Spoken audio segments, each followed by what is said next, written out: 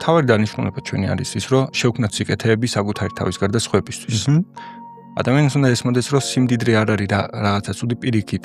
სიმდიდრე შენი სულიერი 8 წლის პირდაპირ პროპორციული შეიძლება იყოს. დასტური. რომ შენ ღირებულებას ქმნი. ხო, საკუთარი თავის გარდა ღირებულებას ქმნი სხვისთვის. ამ სამყაროს ხდი უკეთეს რაღაცით. ფულზე ცოტა უფრო სწორ წარმოდგენას შევაქნევინებ და პირველი რასაც ვიზამდი უეჭველი ვიცი.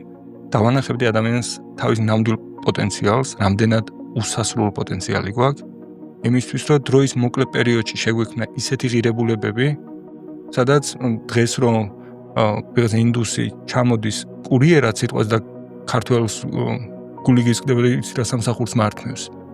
სინამდვილეში სიმპტომია ნამდვილი პრობლემის, რომ ამ წუთას შენ არ გაქვს შენი თავი იმდენად რეალიზებული, რომ პირიქით გინდოდეს, რომ მოდი რა ეს შავი საქმე ვიღაცამ გააკეთოს.